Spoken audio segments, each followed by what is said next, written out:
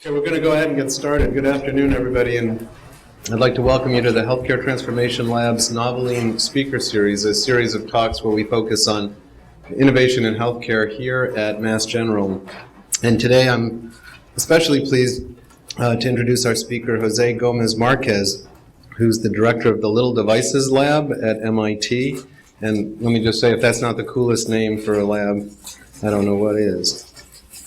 Jose is a native of Honduras, and even as a child, he became interested in gadgets. He would take toys apart to figure out how they worked. So it's no surprise that he decided at a young age that he wanted to be an engineer when he got older. So he left Honduras in the late 1990s to attend college in the United States and eventually landed in Massachusetts, where he studied mechanical engineering at Worcester Polytechnic Institute. Then in 2005, he was drawn to the MIT Ideas Competition, an annual contest in which teams tackle big problems in the developing world. Jose joined a team that decided to solve the problem of vaccinating children for measles without a needle so that it could be done by people who weren't expert. His team's solution to nebulize the vaccine using a bicycle pump won the competition's Lemelson MIT Award for International Technology. So Jose entered the contest again the very next year. And this time the challenge was to ensure that those taking anti-tuberculosis therapy completed a 6-month course of therapy, taking the pills every day. This had traditionally been done by healthcare workers, but those were unreliable, so they decided to take another approach. His team created a way to detect urine metabolites of the TB drugs on inexpensive filter paper, leading to a color change on the filter paper that revealed a code that the patient could then text to a central database and be rewarded with cell phone minutes. With this solution, Jose won his second Lemelson MIT Award. So it was clear that the MIT community was a good fit for him, and Jose was asked to lead a new MIT program called Innovations in International Health. Then in 2012, Jose decided to devote his full attention to designing gadgets and solutions, so he launched what is now known as the MIT Little Devices Lab, which explores the design and invention of do-it-yourself health technologies for use around the world. One reporter described the lab as, quote, part toy store, part machine shop, and part medical center. Plastic toys are scattered across the bench tops, along with a disassembled drugstore pregnancy tests, all manner of syringes, and a slew of fake body parts. Coffee filters have been transformed into paper-based diagnostic. A dime store helicopter provides the design for a new asthma inhaler. Even a toilet plunger has been put to use, rigged with tubes and glue to form a makeshift centrifuge, close quote. So as you can see, his is not the typical MIT laboratory. In 2013, with support from the Robert Wood Johnson Foundation, he launched a program called Maker Nurse with the goal of identifying tools and resources that could nurture nurses' creativity and ingenuity and help them to use do-it-yourself technology to solve healthcare delivery problems they encounter every day at the bedside.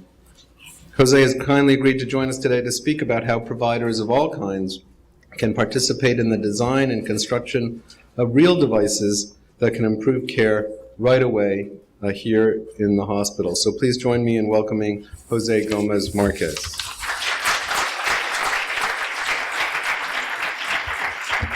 Thanks a lot. Thanks a lot, Eric and Malik, and the Healthcare Transformation Lab. We run into each other as colleagues halfway across the country. And so I'm really pleased to be back at MGH meeting everybody. Because it's usually at conferences in California or Rochester or wherever that we say we should do something in Boston. So here we are.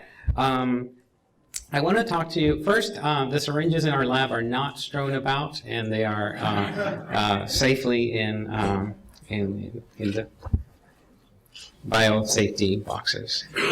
If there's any people from EHS in the audience. So today I'm going to talk about what we mean by DIY medical technologies, and our approach to how to create designs that are hopefully transparent.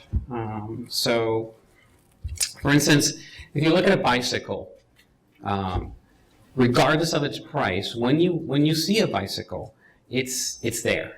You know exactly how it works. Whether you see somebody riding it or fixing it, it immediately expresses its mechanism to you. Whether you add training wheels, you can add lights, you can add motors, like in Cuba, add babies or flowers. It's what I call a transparent design. And it invites modification.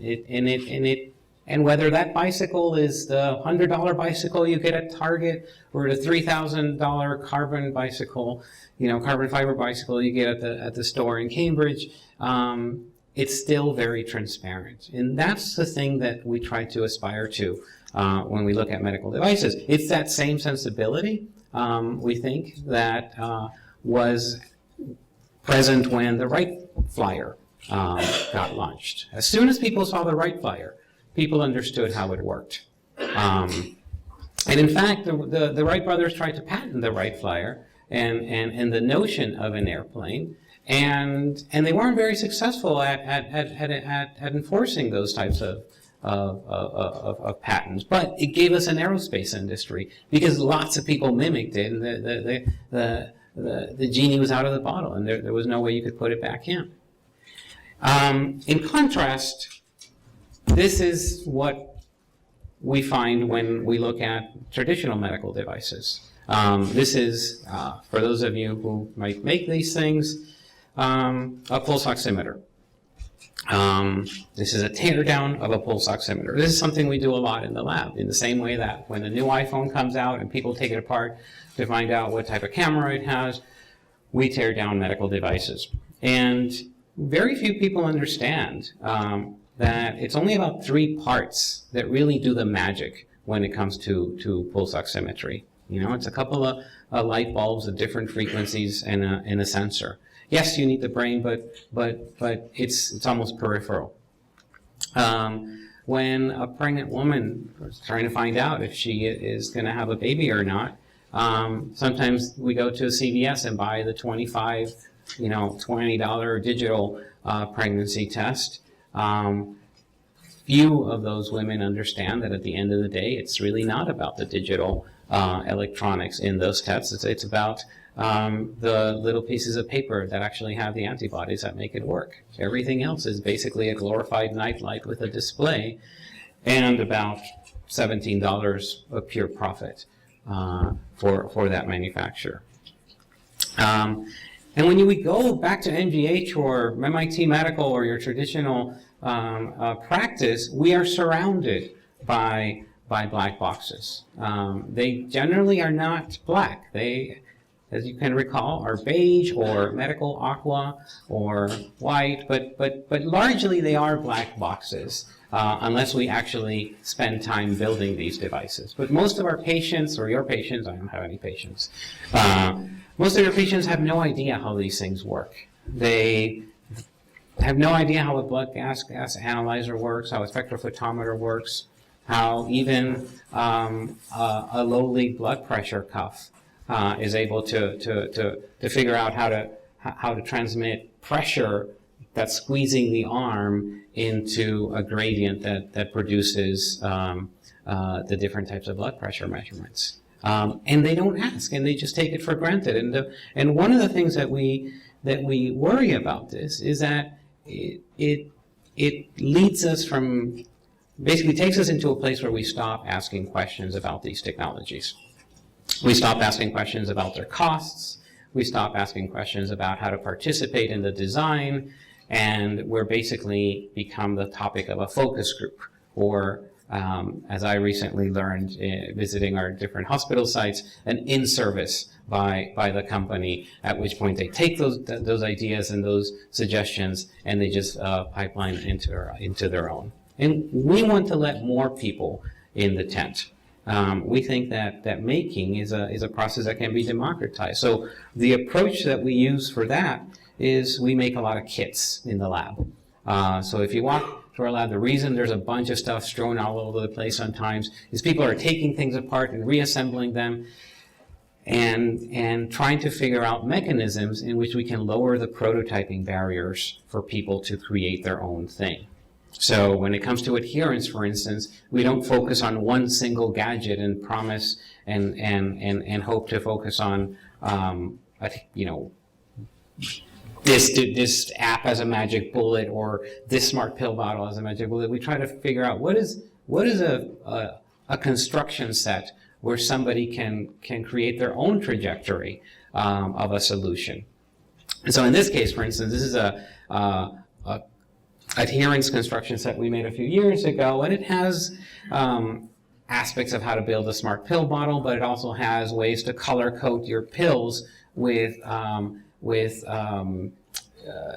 basically what's called gloss dyes, things that you can swallow without altering the composition of the pill. It has ways to sort them, to divide the bottles, to count the bottles, because it even has spoons to see how fast you're taking your medication. Because these are things that different people will try to use in the process of creating their own implementation. I don't know which one is the ideal. I don't try to optimize it.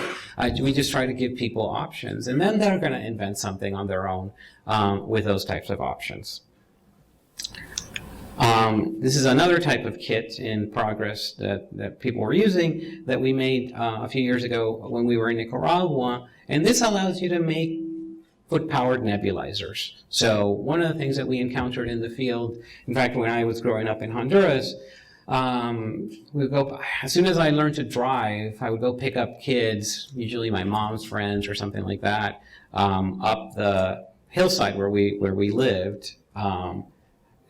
Not in the middle of nowhere. It was more like, think of Berkeley Hills type situation. So it's still a drive to the hospital, and they would basically just be driven solely to go get nebulized because they couldn't afford to have a nebulizer at home, and it was this mysterious thing that made a lot of noise with this funny looking cup where you would put the medication, and somehow it just created this magical vapor. It maybe heated it. Nobody understood how it worked, actually. When we were trying to figure out how to make aerosol vaccines at MIT, we found that it was a lot harder to do. We figured it out, but it was a lot harder. But one of the lower easier things to get out to the market and out to implementation was a foot-powered nebulizer. We use the same type of pressure to basically aerosolize medication, and you only need about $7 in parts. And when you measure it against the traditional nebulizer, we were able to publish results showing that it stacks up against the PARI-LC, which is what the FDA uses for most of its 510Ks. And there's the curve. And then we show nurses and doctors how to use it. And what ends up happening is that nurses start to teach doctors how to make their own. And that process of demystification of basically getting rid of that black box starts to happen. And those were our first attempts at understanding how do you start to break down these black boxes. We've gone.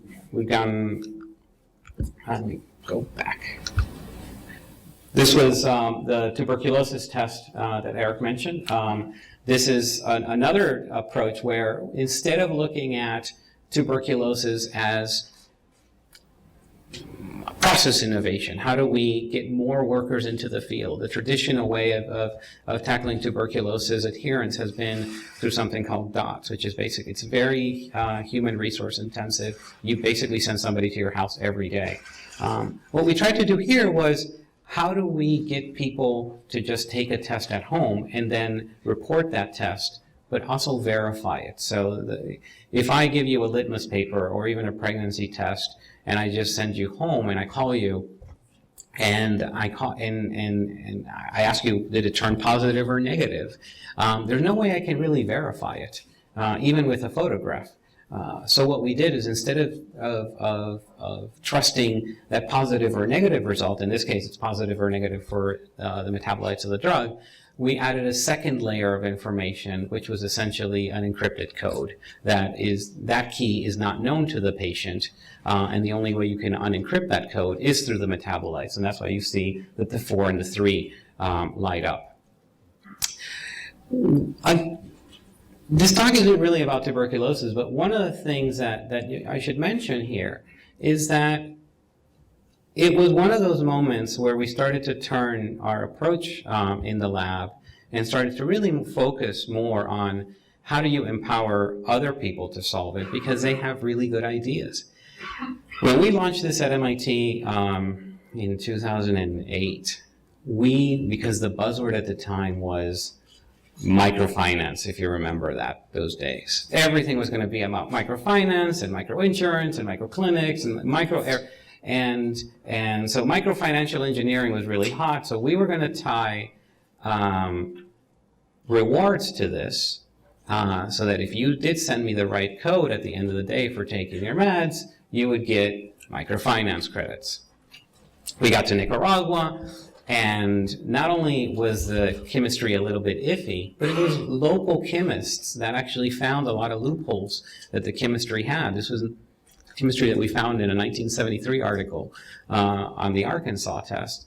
And it was local chemists in Nicaragua that helped us defeat the loopholes. But the other thing that they said was, you're going to run into so many types of money laundering issues and bureaucratic issues if you do microfinance. Why don't you just simply do cell phone minutes? And because anybody can transfer cell phone minutes by sending SMSs to each other, and it was, in a sense, digital currency back then, and we had no idea. And that's when everybody started to talk about the test. We were so excited about our clever chemistry and our cool little codes. Wired magazine really wanted to write about how cell phone minutes were going to cure tuberculosis. But it was one of those moments, for us it was very humbling, because it really reminded us that you're going to find innovation pretty much anywhere, and it doesn't have to be just coming out of places like MIT. So we started to really focus on, okay, let's focus more on the kits. And so these are some modular blocks that we have to allow anybody to make any type of test. And they came really handy as a concept when this happened last year. I work with Lee Gerke at HST and Harvard Medical School, and he's an excellent virologist, and for the last few years we've been working on hemorrhagic fever diagnostics. And when the Ebola crisis hit, one of the things that we saw was that the world responded with a massive display and shipment of black boxes. You know, one company got a contract worth close to $240 million. And nobody knows if it actually worked or not. Nobody knows if those machines actually touched any patients. But this is what we get when we send devices that we don't understand. So we started to basically work on the alternative. What if we could make a modular system that can be assembled locally so that anybody can build it? And we published results on Lab on a Chip, and we have a device that can test dengue, yellow fever, Ebola, soon or currently Zika. And from the traditional metrics that we get in Boston in our academic environment, we hit a home run. You know, the altmetric score, which is a measure of how well did your story get out, essentially broke the measuring stick. It was the most downloaded article in Lab on a Chip. It was one of the top most downloaded articles last year. We were high-fiving in the lab, and then it was great. But then we realized that the devices actually were not reaching anybody. Once we started to talk to people in Geneva and in FDA, at NIH, at CDC, the people you need to talk to get stuff out there, we realized that despite having reached everything that you traditionally go for, especially in a short amount of time, from an economic point of view, there is this long road, yes, of commercialization, but also we think of diffusion. The Ebola crisis, I'm going to get this wrong, but I don't know, was it around for about 15 months? Maybe a compressed 8 months of hysteria around the world. Few companies get launched and get up and running in that amount of time. And that was the only mechanism that these institutions could respond to. And so at one point we send our tests to WHO and they basically said, we don't understand, you guys are a university, come back when you have a product. And all we wanted to do was help because we had something that worked. So that led us to start something called the Open Diagnostics Initiative, based on our belief, based on our past history of seeing people in Nicaragua and other places make their own tuberculosis diagnostics, seeing a very large capacity of labs around the world that actually can measure your blood glucose level and take an EKG. And they're not full-blown clinics, but they're not just health outposts. They actually have good laboratory capacity, and they're very mom and pop shops. If you go to Nicaragua, there's almost as many labs as there are coffee shops. And they're small. They're probably, 400 square feet with 5 or 6 instruments and a microscope.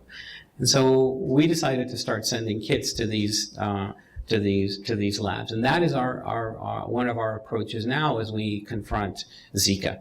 And so in the same way that MIT exported open courseware as open freeware, we want to start making kits, and we did some for Ebola. Now we're in the process of ramping up for Zika, so that no bureaucrat in one of these institutions simply decides to turn their noses away at a solution that could be implemented locally.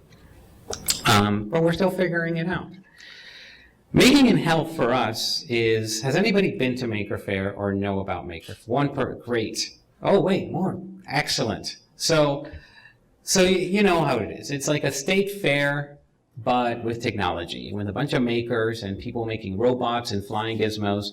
And so what we decided to do was, what happens when you bring those people and mash them up with healthcare? And we kind of define it very specifically. We think it's when individuals shape, form, assemble, and transform objects with their own hands on skills and nearby resources. It's a skill set, it's a tool set, but it's also a mindset. And it is part of a larger movement. We consider making health a subset of a larger movement in health. And so what we spend 80% of our time in the lab is figuring out how are we mashing up these two cultures. Oops. Trying to go back.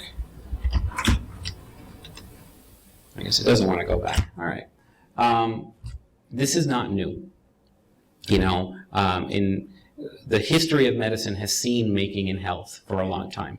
The first balloon angioplasty was started by a doctor in Switzerland called Andreas Grunsig. He prototyped everything in his kitchen apartment and then got permission to put it in a patient. And then he basically went and presented it at a surgeon's conference in America, and Emory University snapped him up. And I could never figure out when I was living in Atlanta why Emory University, every NPR sponsorship that they could do, it was like, Emory University, balloon angioplasty. And I was like, the hell is balloon angioplasty? And they basically were first because of a DIYer. It's trying to go back, but I can't go back. That's okay. So the previous picture showed you Earl Bakken. Earl Bakken started his wearable pacemaker basically in his brother-in-law's garage and got it into a patient within 60 days. A graphic designer working in 1969 walked into the chemistry department of her company and invented what we now know as the first pregnancy test. So these innovations are going to come from left field, and are going to come from people that we didn't ordinarily see them working on. These are not generally your bioengineering sensors at an MIT or a Johns Hopkins, and they change the world.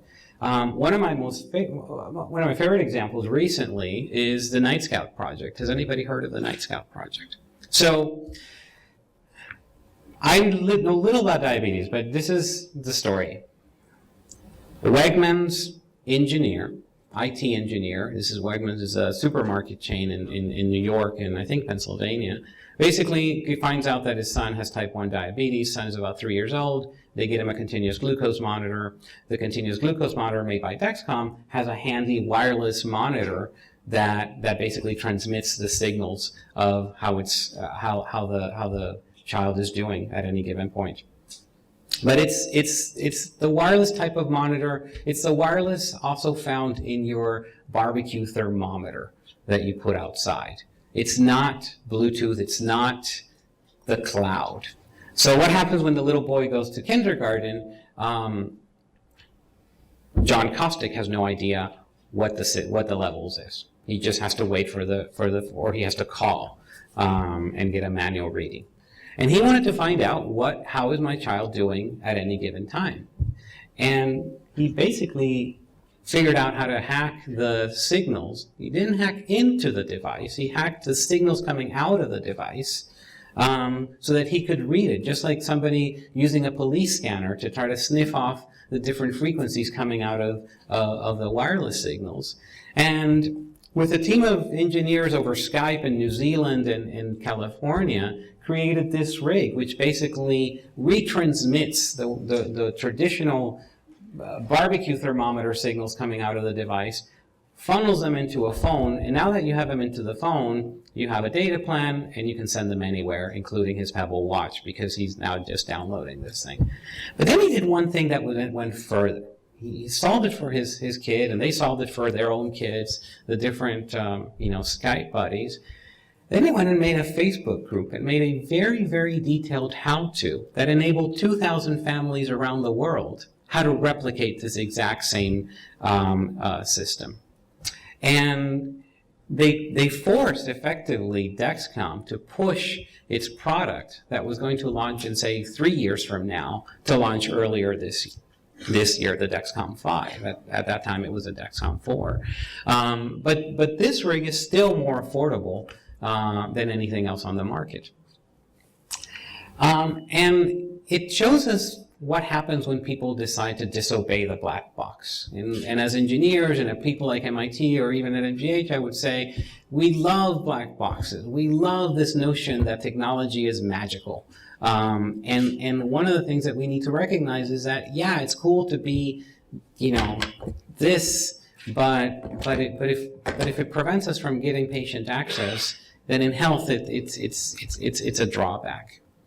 It's a drawback because it also has to do with the digital health divide. This is the second thing I want to talk about.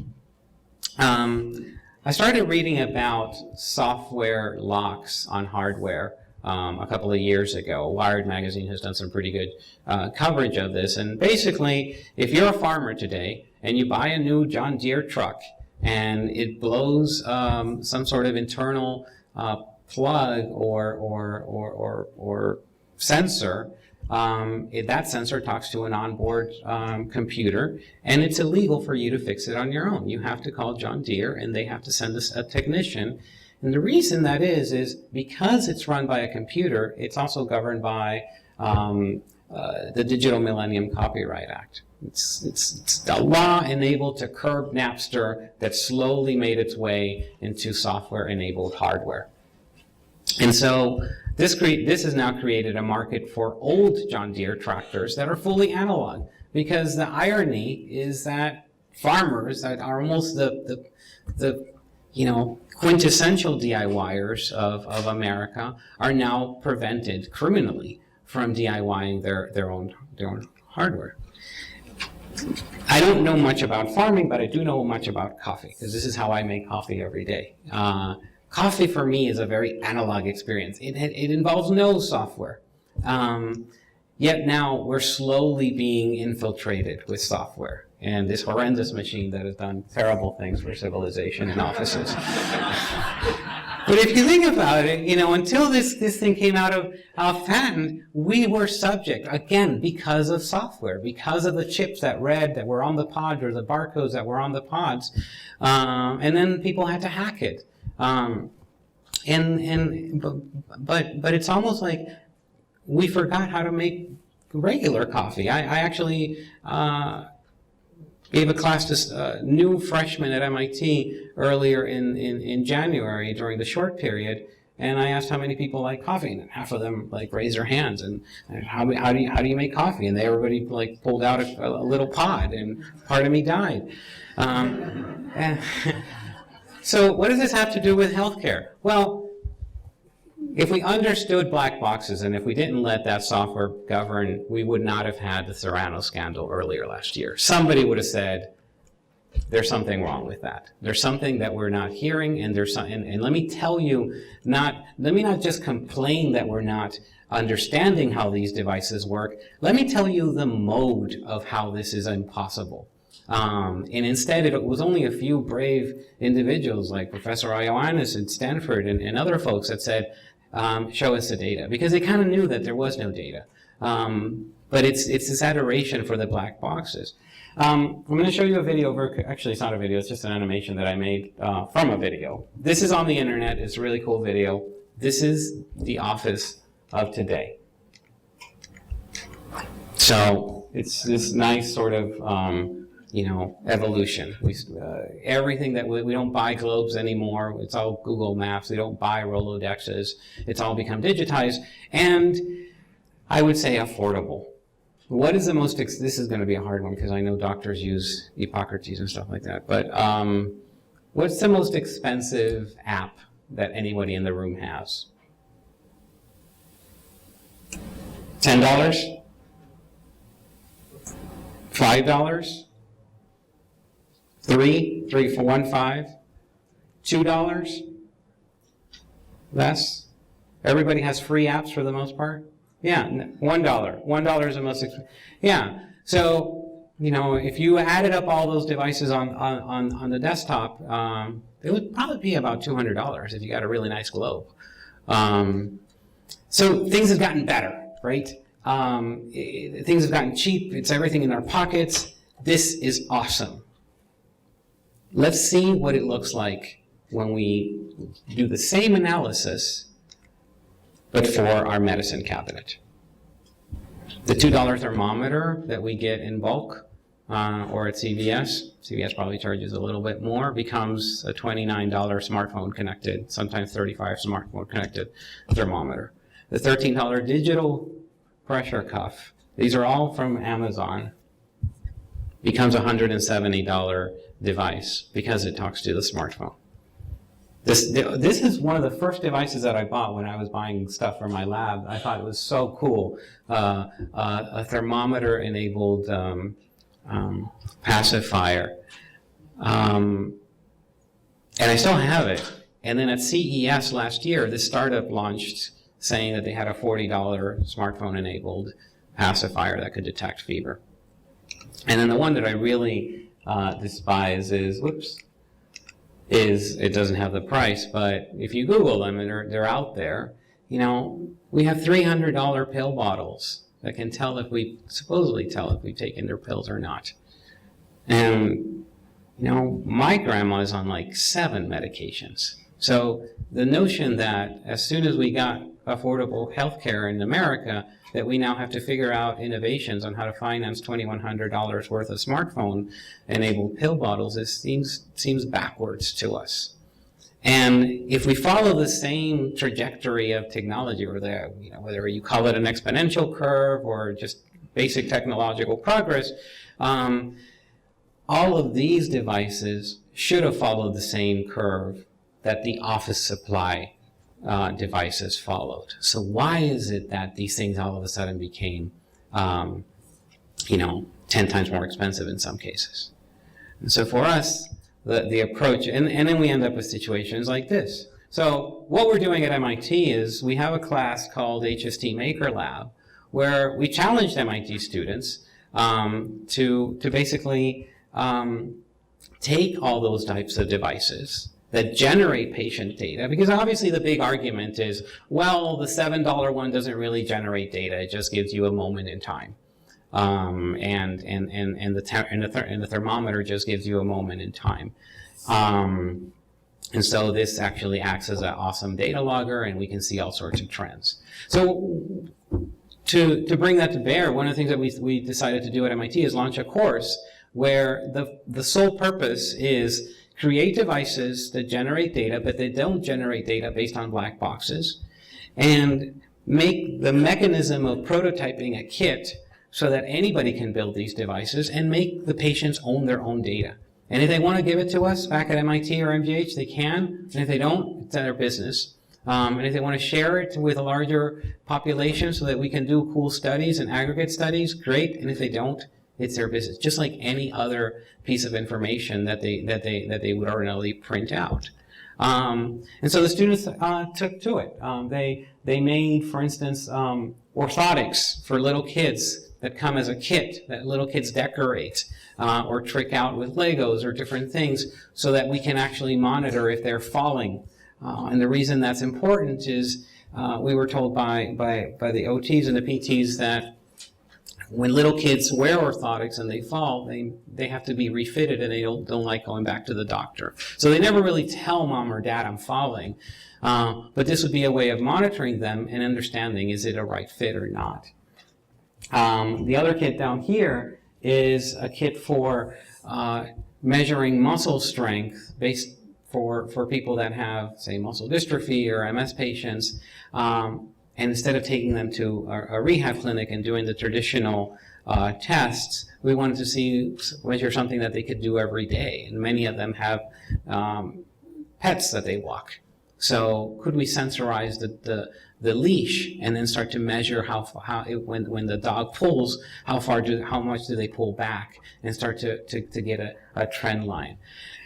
Mind you, these are things that they made in 2 weeks. This is not a PhD thesis.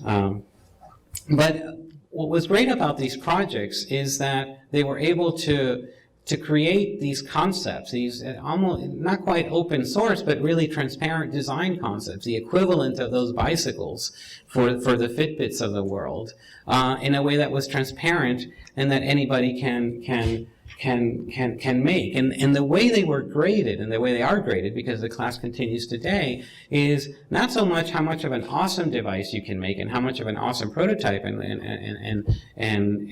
but how many design trajectories can you enable a user to follow based on your kit. And so these are the different components of, for instance, the orthotic one, and you can see basically there's like that noisy peak. This is all signal processing, of course. But in 2 weeks, they were able to generate enough of a concept that said, this is going somewhere, and people can do something with it. And one of the hardest things that we had to teach, given that most of our students were 3rd and 4th year students and some grad students, was what many of us look, when you think of product development processes, many of you have either drawn or read a variant of this funnel. And one of the things that we had to explain is that when you're designing for people to be enabled, to be empowered, the last thing you want is an optimal funnel. You want actually almost the reverse. You want to focus, but then you want to launch 1,000 different possibilities. And you have to have faith in your user that they're going to choose the right one. And that was really hard, because they kept coming back to us and say, but is this optimized? And we had to explain, of course it's not optimized. No kit is optimized. You don't go to the supermarket and find the optimized aisle for how to make, grilled cheese sandwiches. Otherwise we would all be eating frozen food by now. You have an array of possibilities, and somebody trusts that you're going to do the right thing. And we call this concept design for hack. This is not one of our designs, but I found it, and I love this concept. It's just something so simple, but it illustrates the concept beautifully, I think. This is a bandage, but based on some subtle nudges in the design, it allows you to make lots of different bandages. And it trusts the user to make that design judgment. From a regulatory point of view, you know, we're still in the early days of this sort of stuff. The Wright brothers had to go through the same thing. But when I talked to our friends at the FDA and HHS, and they had us over a month ago to figure out how do we make this their main initiative. By the chief technology officer of HHS is now making health their main initiative as part of their program, and what they agree is that in the same way that the FAA has an entire agency dedicated to DIY built planes that by law have to be built 51% by the user, we have to get to a place in the regulatory environment where this is not just something hidden in the shadows. Because often it is. And this is my last set of remarks. This is our first Maker Nurse. Eric mentioned the Maker Nurse program that we have. Daniela Urbina took 2 hours to show me this device. It was and I've talked about Daniela for years. Basically, she's a nurse. She fixed her stethoscope, but she was too embarrassed to show it to us after she fixed it with overhead transparency slides. And that gave us this sense that there's a lot of nurses in Nicaragua, but also around the world that are quietly making things, and they don't get the recognition they deserve, and often they're embarrassed to do it. These are the same nurses that once they get some training and some nudges that this is okay, they start showing the doctor on the right how to make these things. And so the Robert Wood Johnson called us about 3 years ago, and they said, would you be able to do this in America? Could we do a competition? And one of the things I told her was, I don't think a competition would work because it's just going to get hacked. I am an engineer at MIT. I'm going to call my aunt who's a nurse, and I'm going to say, hey, there's a competition for nurses. I have this cool idea for a wireless pulse oximeter, but I need a nurse on the team.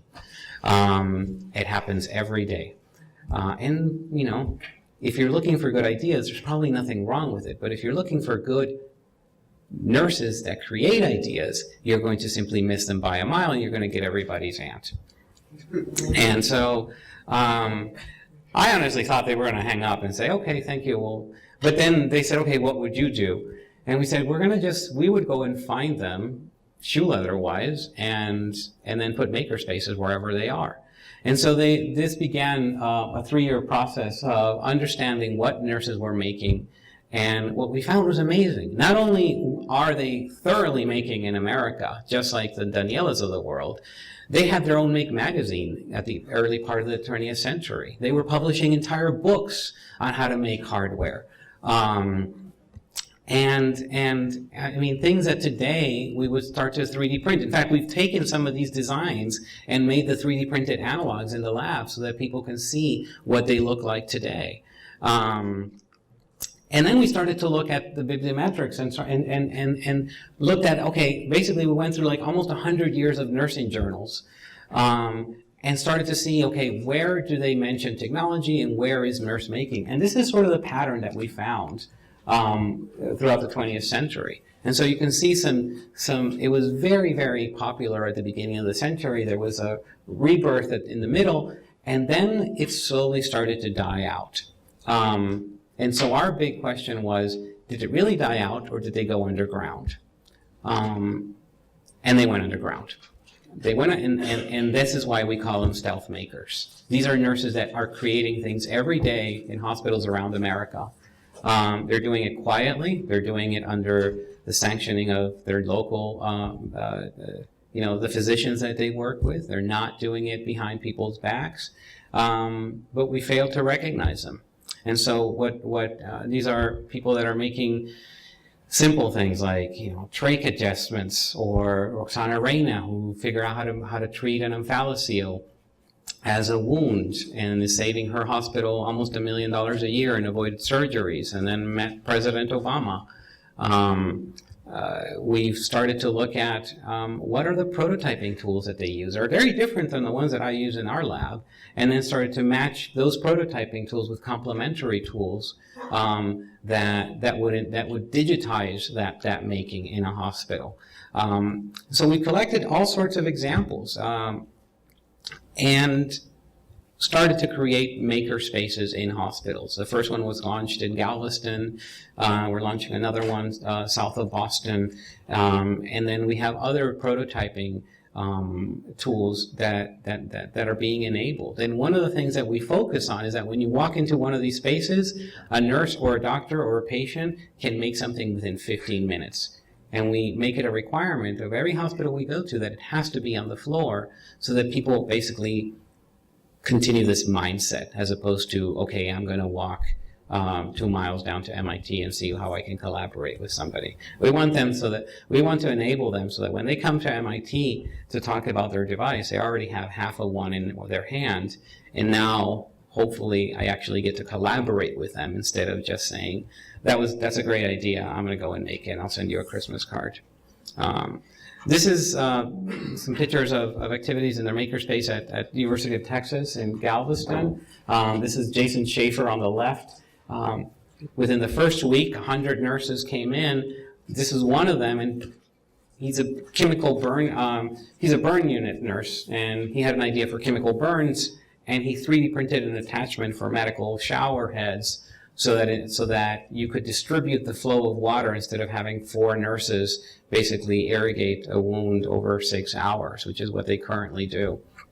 The middle machine over there is a small CNC cutter making basically neonatal bandages, because the ones that they procure are only made for adults. They don't make them for the NICU.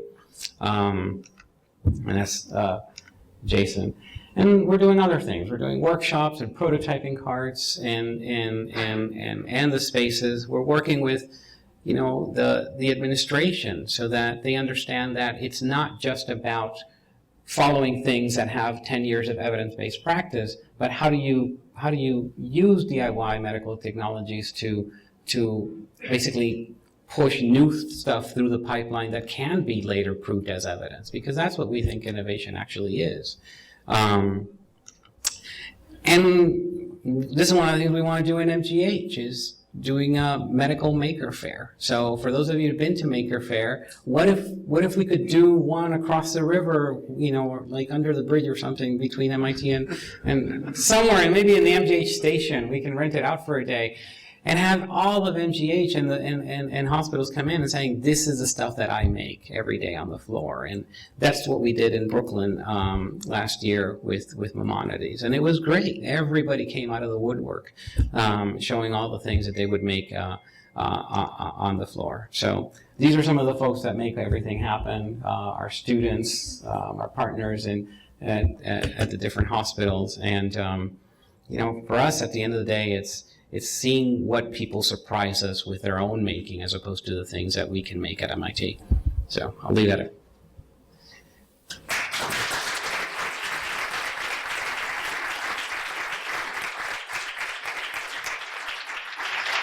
So we've intentionally left plenty of time for questions, comments, and a discussion with the group, so please, we'd love to hear from all of you. Thank you.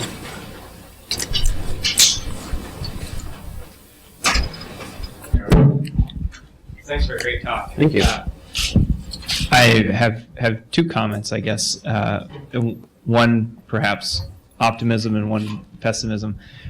We always get those, don't worry. Yeah, it was great. I wonder if you've thought about how to engage patients in the making process, because I'm sort of struck remembering patients who are on chemotherapy pumps, and the first thing they have to do when they leave the hospital is sort of rig up how they're going to set up their pump when they're driving in their car. And so people naturally have this tendency to do it yourself once they get out of the hospital. And I think it'd be very empowering for them to have some conduit to do it, or some.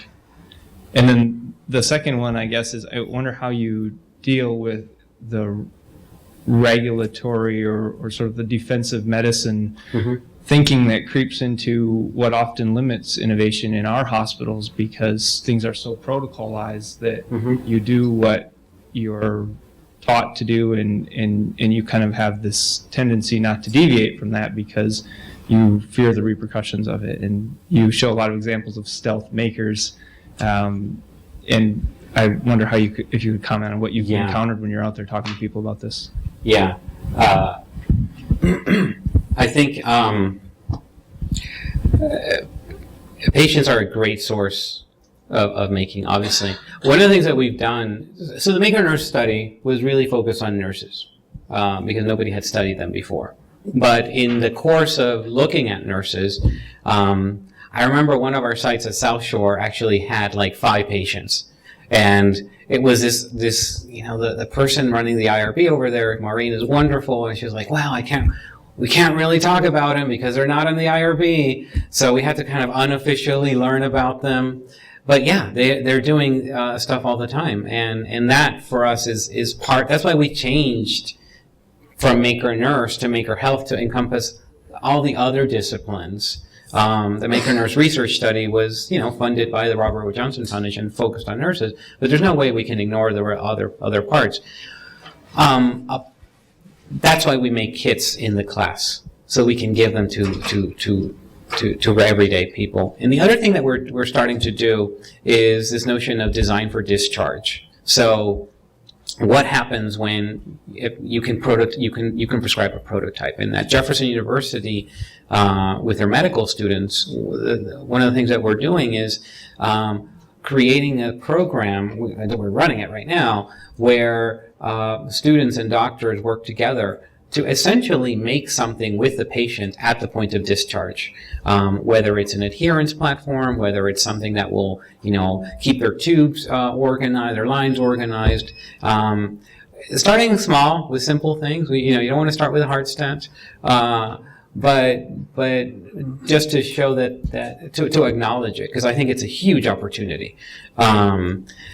The part about the risk is important, obviously. I think that the last thing we want to see is any of our devices being sold at 2 a.m. in the morning in an infomercial, right? We need to give this legitimacy. And I think this is why I feel we're blessed where we are, because we can create studies and IRBs, and we can talk to people like doctors at MGH.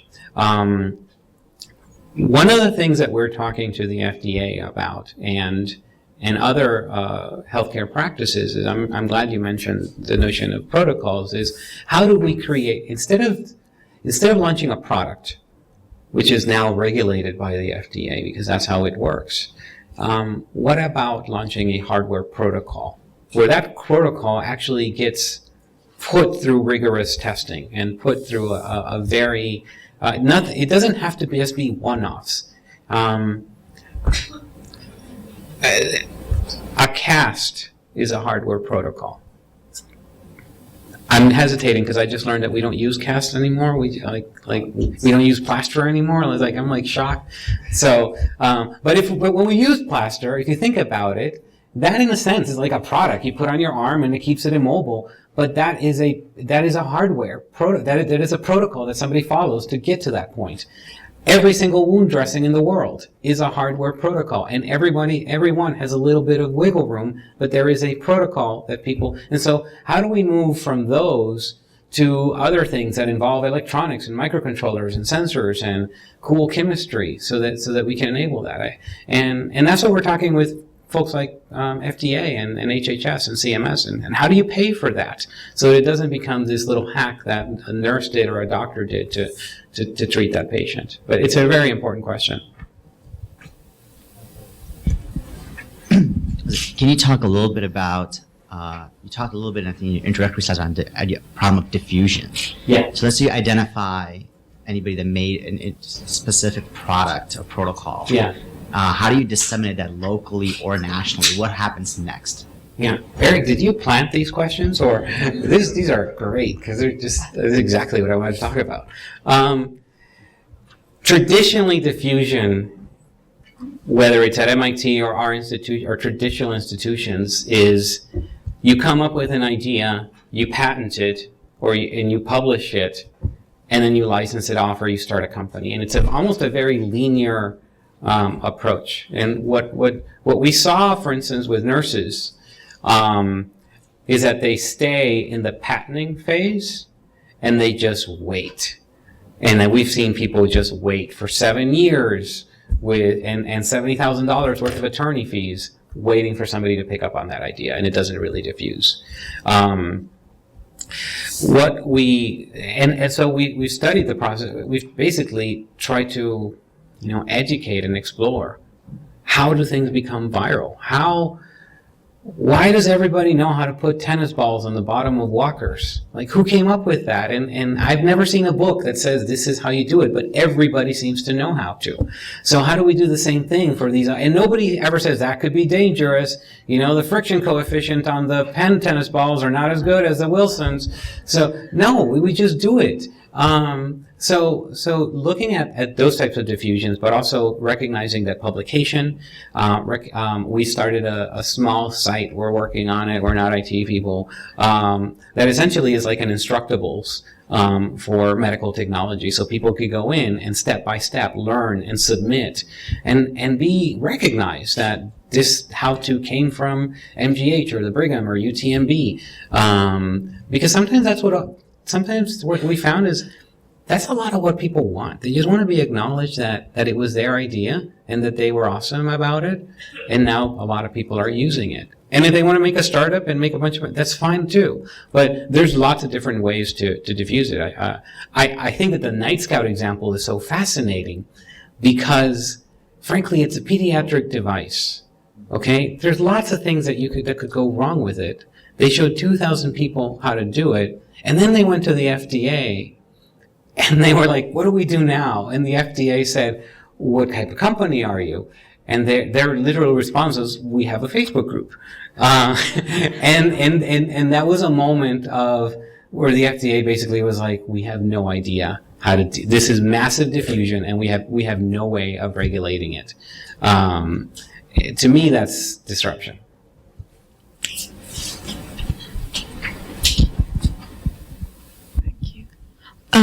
Well, first, thank you for the interesting talk. And then I have two questions. One is basically before you take action, the second is after you take the action. I want to know how you pick what area to focus on. I mean, well, as clinical investigators, we have to study the burden of disease. Yeah. I want to know how you come with the specific idea. Do you just follow the news, or do you have people to talk to with the experiences in the field?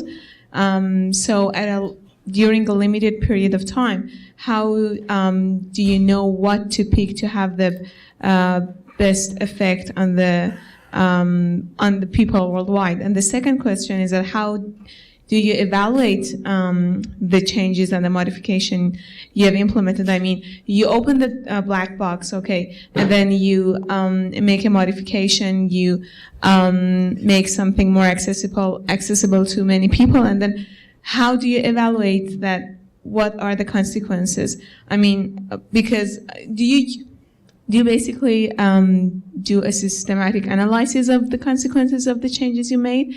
Because, well, as investigators, we need to persuade our chiefs that we made a huge impact. So I want to know if you face that kind of challenge or not. Thank you. Yeah. Okay. I wish I could give you a smart answer on how we pick what we work on. I used to work in investments before I came to MIT. That the reporters don't mention that. But we all have our sins. And I learned about, I guess, rebalancing your portfolio. And so we keep a balanced portfolio of projects, right? You have to have things that are have an impact, obviously. I mean, at least we try. We need to keep things that are fundable, things that students find attractive. Things, and we also know that there are some projects that have a huge impact that are not very interesting, but you do them anyway. And then we kind of keep a slice of projects that are just kind of like crazy.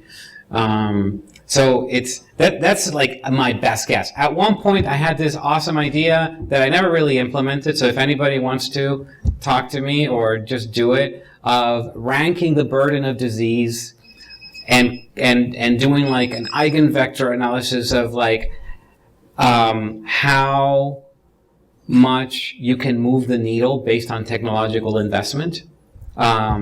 So the nebulizer is one example, right? So a nebulizer is $100. I invest about $15 worth of prototyping materials. I can increase access to a nebulizer by a factor of X because now it's $7 and everybody can make it. Hence, asthma is treatable, and asthma is a big disease. On the other hand, if you give me $3 million to retool your fancy, proton accelerator, I may maybe increase the yield, by 0.5%. So there are some diseases that are just harder to move the needle. I never did that. That would have been cool, but yeah, it's a lot more organic. It's also based on a lot of relationships. I'm not that smart. In terms of evaluating, I think for things like diagnostics, obviously we do what any other lab does. We want to make sure these things work. Do I measure the impact on local health, on local population over time? I leave that to the School of Public Health to do that. We get plenty of calls from students there saying, can I measure your stuff? What I don't do is measure it too early, because that's like giving a baby an SAT. And I made that mistake early in my career, where somebody wanted to do a randomized controlled trial way too early on one of our devices.